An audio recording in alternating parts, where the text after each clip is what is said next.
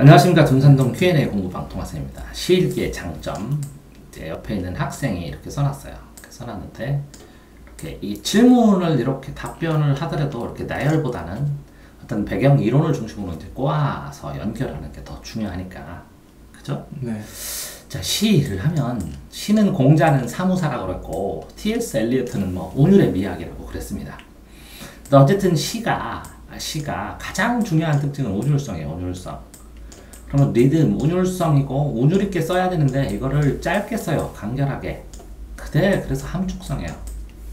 그러니까 함축을 하다가 보니까 짧게 쓰다 보니까 이 상징적 표현을 쓰지 않을 수가 없어요. 그래서 상징성이에요. 현상의 특징을 딱 압축해서 쓰니까 상징성이에요. 이 상징성으로 쓰다 보니까 이게 이해가 안 되니까 감각을 동원해요. 감각. 그래서 감각적 심상을 쓰니까 그게 이 심상 때문에 회화성, 이미지가 또 생겨요. 이미지. 그리고 이 이미지를 가지고 되어 있어요. 그러면서 그렇게 하다 보니까 이 이미지로 쓰면서 수사법, 표현법을 많이 동원을 해요. 표현법, 수사법을 많이 도용을 하고 그렇게 하면서 자신의 생각을 써요. 자신의 생각. 자신의 생각의 주제, 자기 생각. 자, 이렇게 시의 특성을 줄기줄기, 이게 주제성이거든요. 이렇게 주제성까지. 시의 특징을 줄기줄기 연결해보면, 그러면 시가 어떤 게 장점이지? 특징에서 다 나와요. 자, 첫 번째. 운율성이 있으니까, 이게 리듬감. 시는 다르게 얘기하면 노래거든요. 노래.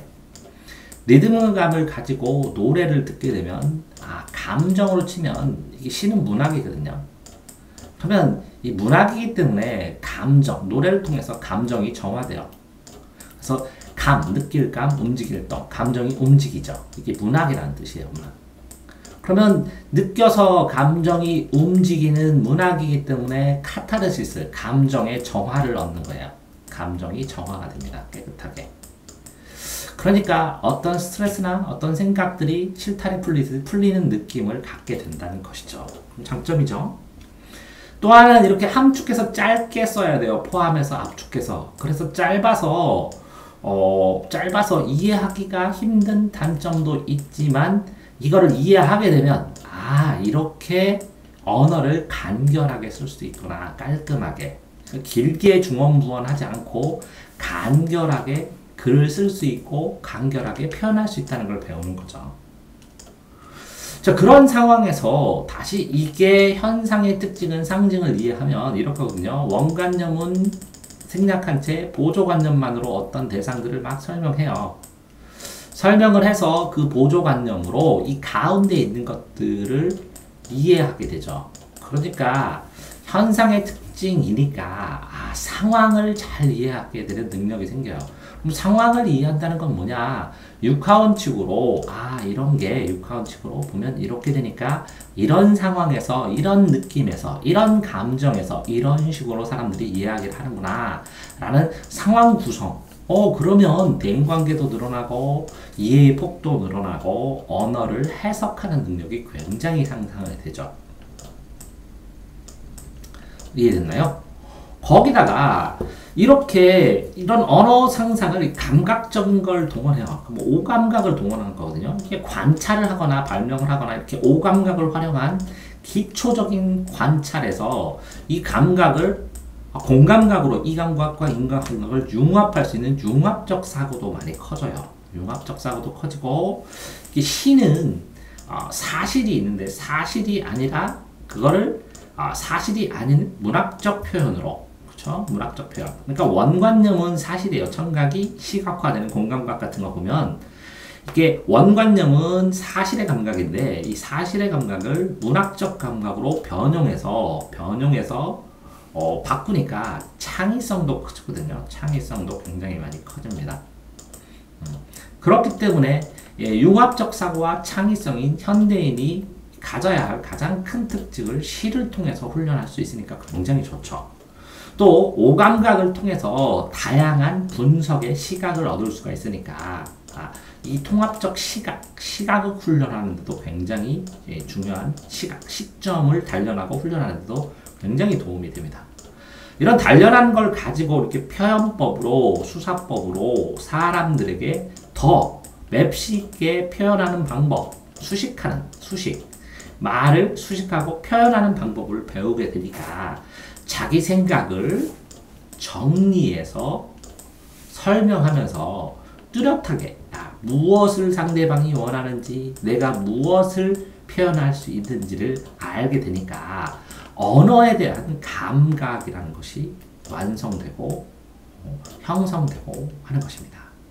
자, 이렇게 시의 특성만 보더라도 어떤 학문의 장점을 연구를 하실 때는 항상 이렇게 그 학문의 특성들을 가지고 보면 장점이 포함되어 있습니다. 물론 이것들을 공부를 하면서 장점만 하느냐 단점까지 얘기해보면 리듬 때문에 리듬으로 하게 되니까 리듬감, 이 리듬감을 공부를 하게 되니까 이 리듬에 벗어나는 것들은 받아들이기가 쉽지 않죠. 그러니까 리듬으로 호흡이 짧아져서 긴 산문을 읽을 때는 어려움을 느끼기도 하고, 이렇게 간결하게 쓰니까 내용을 이해하는 것을 일정 부분 훈련을 해야 된다는 것이고, 이런 상징으로 육하원칙으로 상황을 파악해야 되니까 이게 복합적으로 내용을 접근하는 방식을 배워야 되는 것이고, 이렇게 융합적이나 창의성이나 분석의 시각이나 이런 것들을 보니까 단순한데도 이게 복합적으로 접근을 해야 된다는 것이 어려움을 주죠. 복합적. 자, 그러니까 어떤 글을 이해하는데 총학, 핵심이 되는 능력을 키울 수 있는데 그 능력이 부족하면 그러면 시 읽기의 장점이 줄어들죠. 그래서 이런 핵심에 의해서 언어적 감각을 배워야 되는데 언어적 감각이라는 것이 생기지 않죠. 그렇기 때문에 실제적으로 제가 한번 쓴 것도 있지만 학교에서 배우는 시의 해석은 시험용 해석이고, 그거를 다시 천천히 돌이켜보면서 자신의 삶을 위해서 글을 읽는 능력이나 상황을 파악하는 능력을 배워나가는 것이죠. 삶을 위해서. 그런데 이 삶을 위해서 배울 때는 이 시험용으로 배웠던 분석 방법이 기초를 이룬다는 것을 명심하시기 바랍니다. 자, 이렇게 시의 특징과 연결해서 시의 장점, 시 읽기의 장점을 설명했는데요. 자, 보시니까 추상화 능력, 좋습니다. 이게 상징 표현에 대해서 이해를 하는 능력이니까 굉장히 더 잘 썼네요. 구체적인 사실을 어떤 식으로 감각으로, 상징으로, 특징으로 표현하는가, 추상화 능력. 이렇게 아주 잘 뽑았습니다. 이렇게 10점짜리로 치면 이거는 9점 정도 됩니다. 자, 퍼즐 푸는 것 같다. 하나하나 맞추어서. 그러면 이 퍼즐인 시의 요소들을 하나하나 더 찾아서 어떤 요소들, 시의 특징들을 더 배워야 된다. 이론적 배경을 배워야 된다라고 하니까 이것도 굉장히 잘 뽑았습니다. 9점. 자, 상상력 증가는 추상화 능력과 거의 유사한데 어쨌든 상상하고, 그러니까 행간의 뜻을 읽는다고 하는데 시와 시, 줄과 줄 사이에 내용들을 끼워 넣어서 이렇게 수행평가 많이 내거든요. 시와 시의 줄 사이에 내용을 설명을 넣어서 이걸 소설처럼 만들어봐라 하고 수행평가를 많이 내는데, 이 상상력을 증가하고 창의성을 증가시키는 아주 좋은 숙제가 되는데, 이런 것까지는 생각을 못하고 그냥 요거랑 비슷하게 썼으니까 이건 4점 주겠고요. 인간 심리, 좋습니다. 그러니까 개인, A라는 사람의 심리를 바닥같이 이해를 하니까 다른 인간 심리, 왜? A라는 사람에 대한 시는 자아가 세계와 내 생각을 세계에 펼쳐지는 거니까 이런 것들을 배우죠. 그래서 6점 정도 주고요. 시대별 대표시를 읽으면 당시의 국민 정서와 상황을, 이거 15점 주겠습니다. 제가 생각 못한 건데, 역사적 배경으로 가지고, 자, 이거는 학생이 어떤 점을 착안한 거냐면, 책을 보면 작가 비평은 작가를 이해하고, 시대 비평 그러면 시대와 역사를 이해하고, 독자 비평 읽는 독자의 상황을 이해하고, 그 다음에 신화 비평, 여기에 신화로 어떻게 투입되었느냐, 원형 상징이 어떻게 투영하느냐, 인간의 공통 속성인 원형을 배우고 신화도 배웁니다. 그 중에서 요 시대 비평을 이 학생이 끄집어내서 시의 장점으로 얘기를 했으니까 굉장히 좋았습니다. 자, 불확실한 걸 수용하는 태도에서 자기의 시 해석은 자기 독자, 자기 중심이죠. 그걸 인정해야 된다는 이 독자 비평 A나 B나 C는 서로 다를 수 있다 해석이 라는 독자 비평의 주의점을 얘기했으니까 이것도 15점으로 선택해 드리겠습니다. 저 그래서 이렇게 두 가지를 큰 점수로 제가 학생을 줬는데 그런 것처럼 이렇게 시 비평하는 방법, 문학 비평하는 방법, 이 비평하는 방법이 그 시를 읽는 방법이면서 독해하는 방법일 수 있습니다. 그러니까 이 비평하는 방법의 장점도 잠깐 살펴보면, 자, 첫 번째로는 그렇죠. 작가 비평이니까 어떤 한 사람을 이해할 수 있겠죠. 시대를 이해하니까 그 시대와 역사와 문화를 이해할 수 있겠죠. 이 독자 사이의 차이점을 인정하면 다른 사람들에게 어떻게 이야기를 될지 입장 바꿔 생각하는 법이 늘어나겠죠. 이렇게 신화를 공부하면 문학에 들어가는 인간의 본질적 특성, 그 다음에 이렇게 원형 상징을 통해서 물이 죽음이고 풀인 상승이고 이런 걸 통해서 인간들이 쓰는 기호에 대한 의미를 이해하면서 더 깊이 사회에 대해서, 인간에 대해서 이해할 수 있는 것이 시의 장점입니다.